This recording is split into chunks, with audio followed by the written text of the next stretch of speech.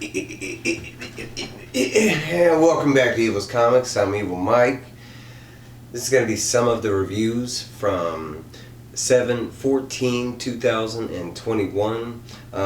I've mixed it up this week. There's going to be some DC, Marvel, Indies, a little bit of everything for everybody.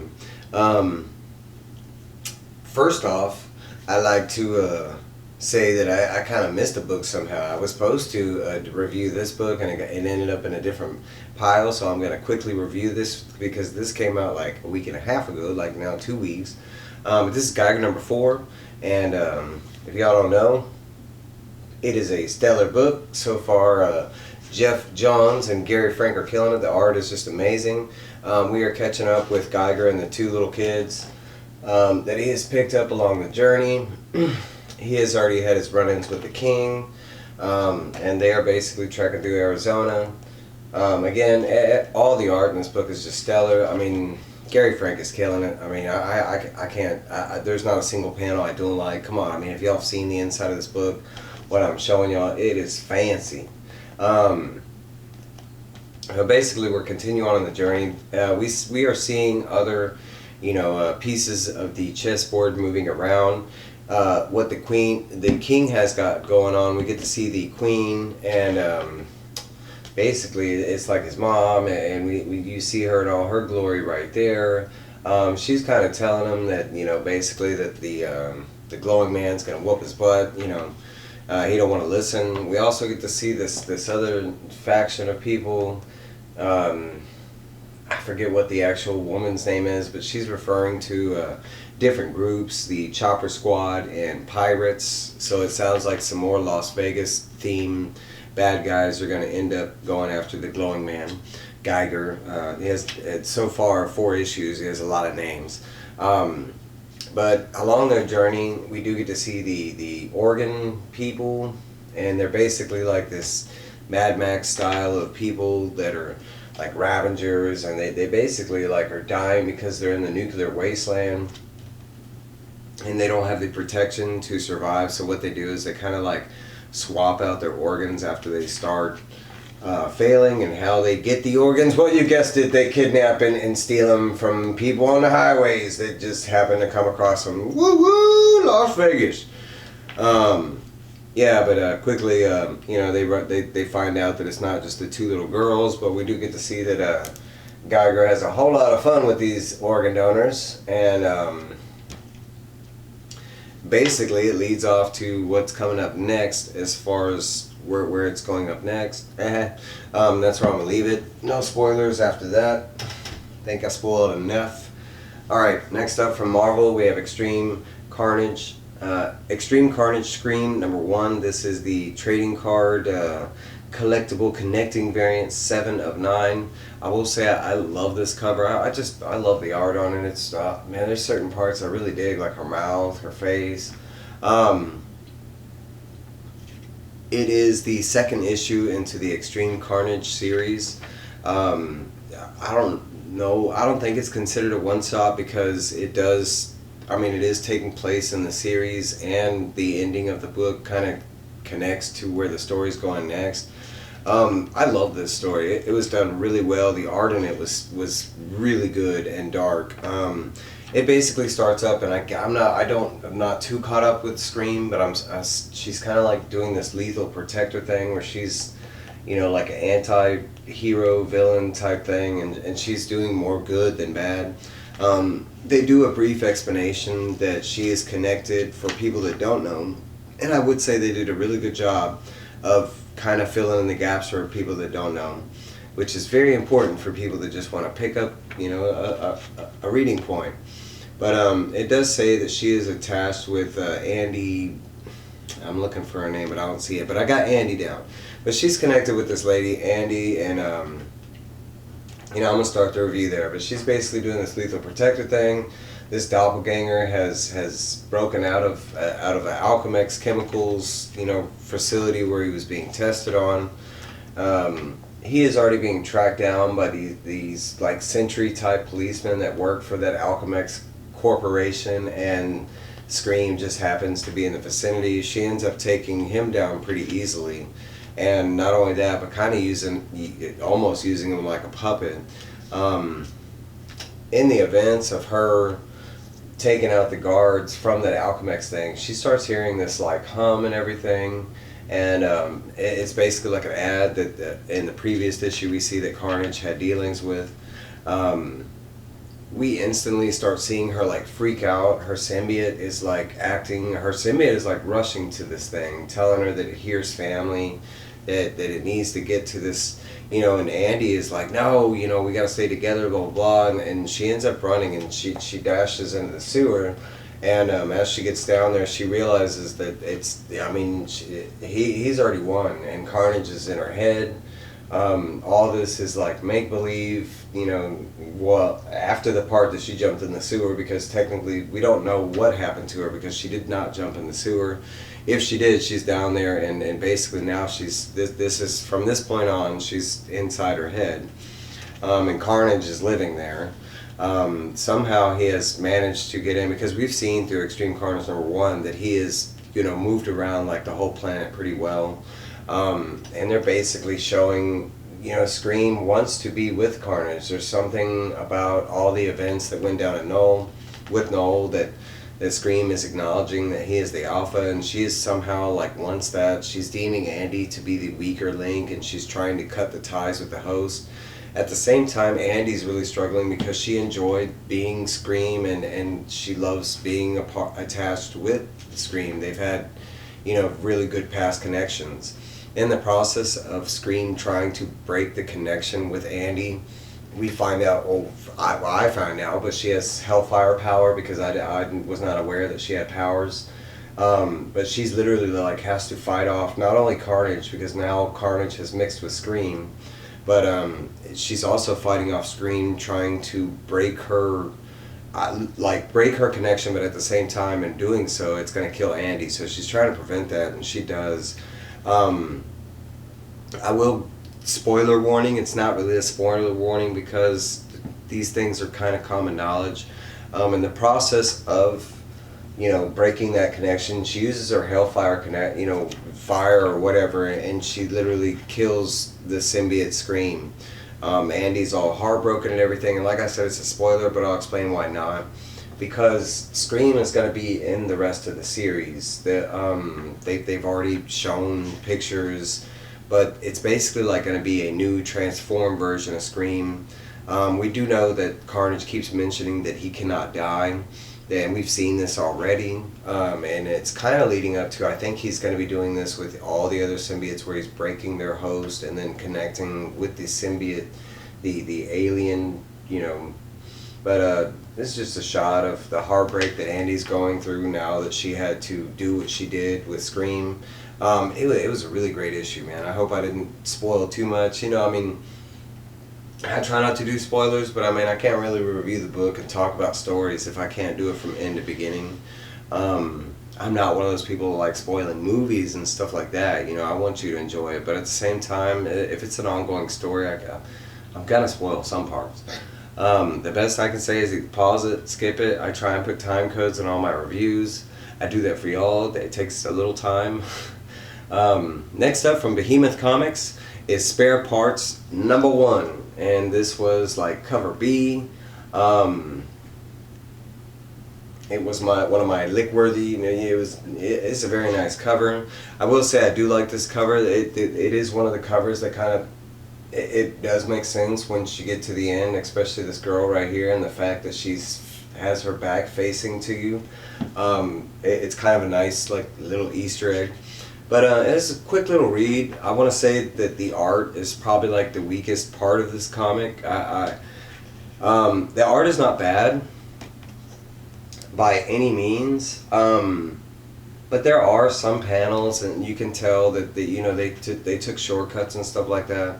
Overall, it's a really great story. It's pretty easily summed up. It's some chicks are in a heavy metal band, and they're at a show, and some crazy guys get up on the stage, and guess what? These hardcore rockers, they beat the crap out of those guys and get them off the stage. And there's this Uber fan that happens to look a little bit like me. Like, I could cosplay the shit out of this guy. But he kind of notices. He shows up, and I'll show him right here. But he's down here, and he's got a cool little Corvette. And this version of Evil Mike shows up, because I don't even think they mention his name. But he shows up, and he's like, yeah, man, y'all really rocked it. You know, y'all are crazy, y'all are cool. You know, and you can see him right here. He's really fanboy, and you know, this chick's band. But basically, you know, he buys some merch, buys a couple of their albums. He goes on his way, and as you can see on this other panel, you know, they're going on to the next gig, and he shows up and he sideswipes them.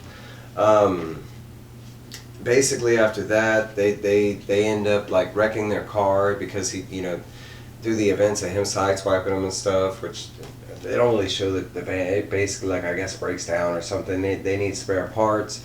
They end up going to this spare part place, and when they go there, well, it was all part of the plan, kind of like some Leatherface, like everybody's part of the family or something, and that guy's there, and he ends up, you know, drugging them, and they kind of show you down here. They walk into this office, and he's got it connected to his car, and he basically like puts them all asleep, and when they wake up, it's crazy stuff, you know, and they're being operated. They basically wake up with all their different body parts, have weapons now, and they're basically in a gladiator style arena type thing, and it's a fight for their life, you know.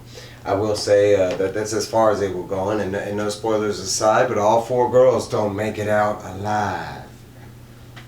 But for our first issue, it was really good. Next up, all the DC stuff. Not all the DC stuff, but I'm going to start you off with 3 good ones, and mainly Batman. We're going to do Joker number 5. I went with the Punchline variant. I'm a big fan of Punchline. I think they're building her up to a lot more, and even in this issue, since she is the side story, you can see a lot more. This is a backstory, like part of Jim Gordon's origin story surrounding the Joker, and it is a brand new addition to that origin story of James Gordon's first encounters with the Joker. I will say that it's not bad art. I really hope this is a one-time thing for this comic. I have really loved the art, issues 1, 2, 3, 4, up into this. The covers, the art inside have been really good. I'm not going to say this is bad art. It had more like a 70s or 60s vibe to it. But it's not what I want to see, the art in the next book. Please, please, please, DC. Now, the reason I say it's not bad art, because it does work. It works really well in this issue, because this issue is a flashback, you know, and the art works really well as a flashback. Like I said, I do like the art. But I do not hope this is like a continuing, and if it is, I do know the artist, and I have seen that she, because I think her name is, and that's why I haven't mentioned her, because I'm really bad with names. I think I mention that all the time. I don't know, but I mean, you can look her up, but it's like Francesca Francella or something like that. I'm sorry if I try not to say people's names if I can't say them right. I don't like that. But it was a really good issue. It's basically like Jim Gordon and his like kind of not first interaction with the Joker, but kind of Jim's like it's around like maybe the second encounter, and Batman, you know, he arrests Joker, and it's like the first time they're sending him to Arkham, and Jim thinks it's a bad idea. We all know it's a bad idea because it just turns into like a revolving door. And but Jim's trying to like demonstrate the point. Why this is relevant, because it ties into one of the groups that's after the Joker, and it's explaining the reason why this Texas group is going to be after the Joker. Because at this prison, we found out with Amadeus Arkham, we do find out that there was this like secret ward that was built for this one killer that killed, you know, I forget, but it was like the brother of this Texas guy that's a part of this group that's after the Joker, and he's crazy or something like that. So they built him this fancy, nice, you know, wing in Arkham that's the most secure, blah blah. Well, since it's the early days during Batman's, you know, years, and Arkham wasn't built like that for supervillains, Joker was really like one of the first inmates that were, you know, stationed there for a long period of time, and they really didn't have anything developed there to keep him there. James Gordon goes through, and he even, this is the Texas guy, they show him right here, and I will say she did a really good job of drawing the way he's looked in the comic. that we've seen in the series so far. It was easy to connect, because I don't even think they say his name yet. We just know he's from Texas. But I think they said his group name, but I don't think they've said his name. But and I might be wrong. But it's just basically, James, he calls him up and he's like, hey bro, I know that you have this guy staying in this room, it's your brother, and you paid all this money, but I really need the room to let Joker stay in here, because if Joker gets out, he's going to kill all these people, and blah, blah, blah. And the guy's like, I don't care about your Joker, just because, you can't handle him doesn't mean my brother's got to suffer, and blah, blah, blah. So he hangs up the phone. James also at the same time, it's like Harvey Dent still hasn't turned into Two-Face, and he's supposed to show up at some kind of, it's like some big mob altercation that's supposed to go down that they have like some tips about, and James ends up staying with the Joker all night. But I'm just showing you random art. This is like James, he's going to Arkham and he's talking to Joker, and he's talking to Arkham himself, and he's trying to convince him that, hey, we need to keep him in a better room. He makes they don't, and he ends up staying all night, all day with Joker, and Joker's just, he's basically chanting stuff, and some of the stuff that Joker is saying, about why he's so into Joker, why he's so like worried about him. He's stating like real things, and it's really getting into Jim's head, but for the right reasons, not like bad or evil. He's actually spouting some truth that is starting to make sense. But we do kind of see, because there is a moment when the Joker gets out and he has a chance to escape in the scene right here, and he's shown that he makes it to the kitchen, and he just wanted to eat some more. They do kind of show you some results of James Gordon making that decision, and of course Harvey Dent went to do the arrest, and without the police backup, that kind of went to SHIT, and then at home he because James has a wife and 2 kids, and then that didn't go well either. But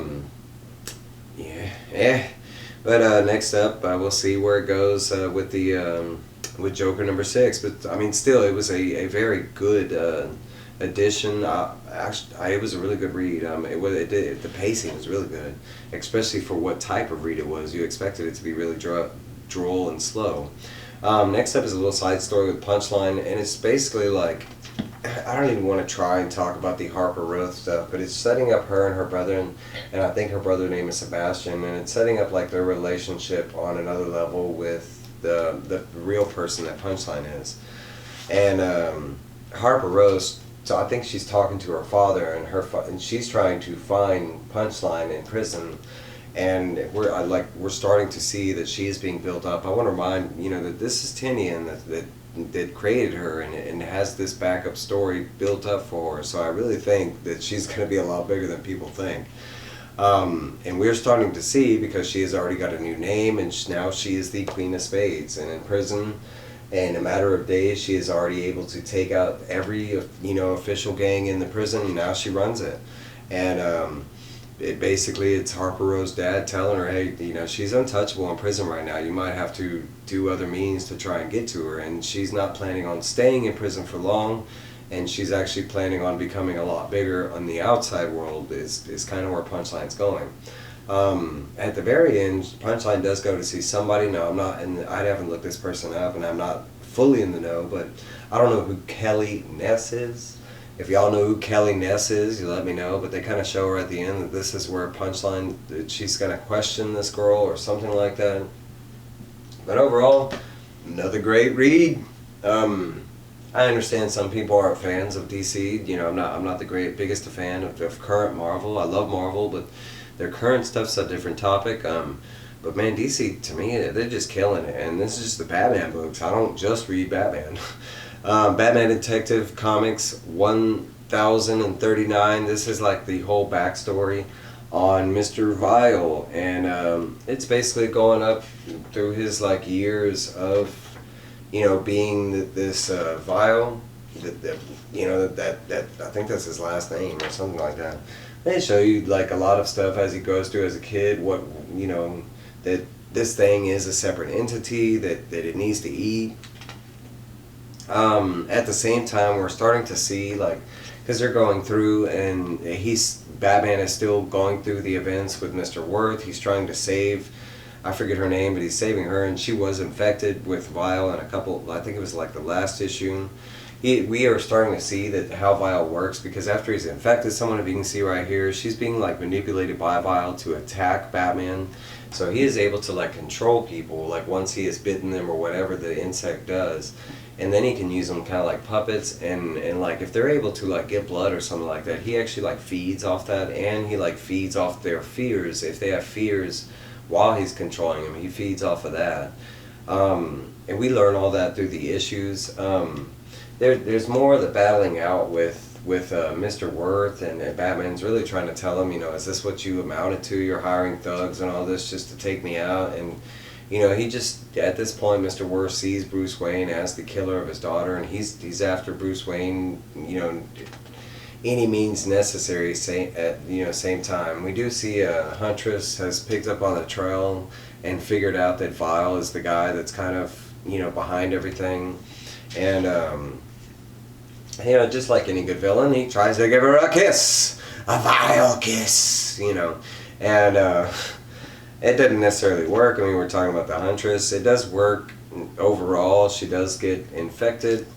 We see right here, he wasn't able to subdue her like he normally does, some of the other ones. We also see that Batman has to use some Batmanery, where he subdues Mr. Worth while he's fighting all these other henchmen.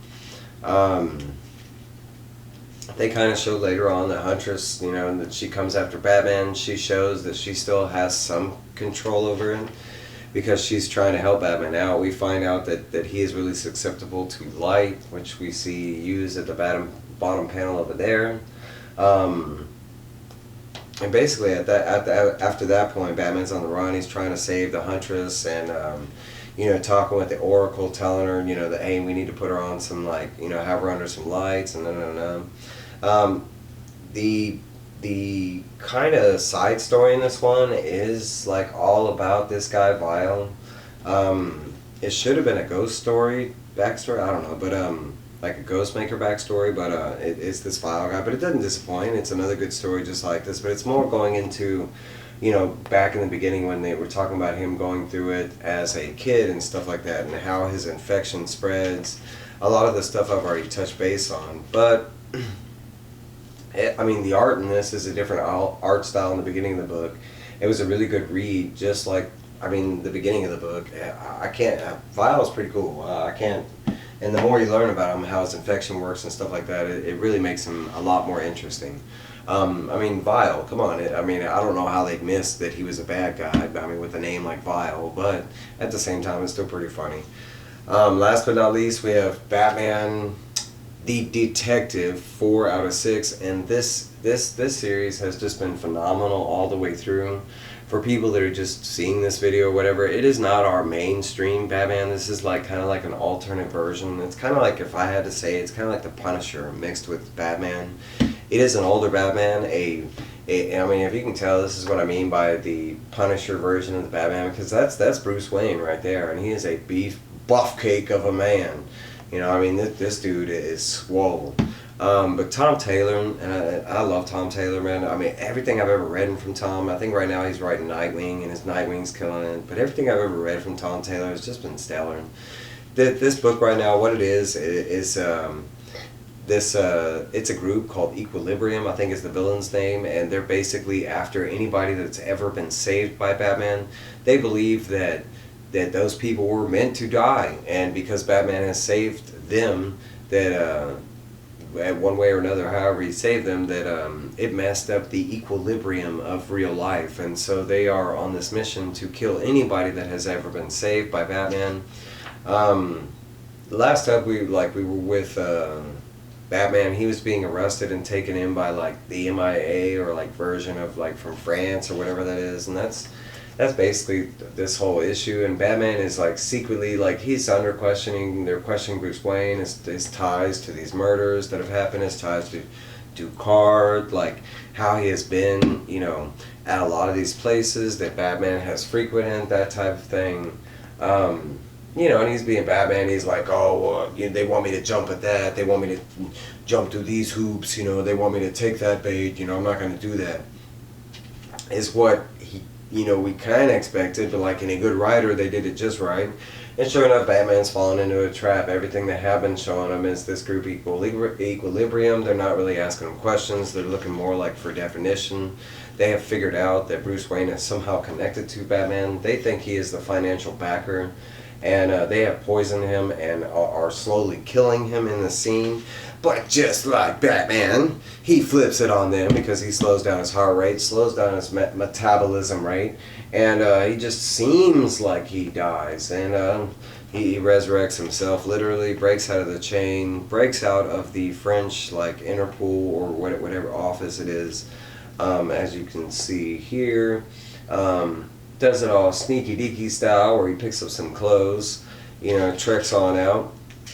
He is slowly met up by Squire, and which is his like current Robin, and I think she is like right here in this storyline. Now Squire is actually in the main continuity. She is like she's Squire and Knight, I think it is, and they are like the Batman of like England kind of. Batman and Robin of England. They just go by Squire and Knight, but I think his Batman is like it looks more like a medieval armored style Batman where he has like armor, and then she kind of looks like this, but she has a costume, she's just not wearing it in this issue. But it's kind of basically like after he gets picked up, he's trying to explain that, hey, that was the Equilibrium group. We see here that he has a mobile Batcave that he calls and commands. He does get to see a memento that was left behind by a deceased Alfred.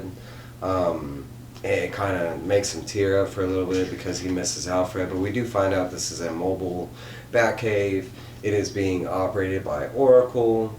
It does have everything that a good old Batman needs. And at this time we see that Batman is opening up the registration on the European Batman League, which would be more kind of like Batman Inc., everything he was setting up in those previous things.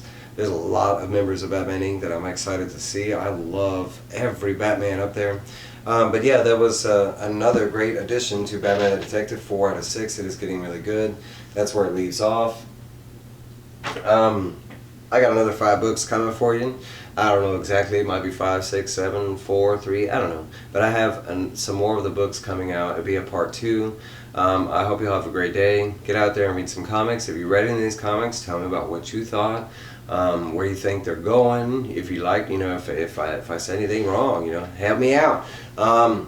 Please like, comment, subscribe. As always, if you haven't subscribed, please subscribe. But y'all have a great day. I will be right back in a couple more hours with some more red books. Y'all have a great one. Love ya!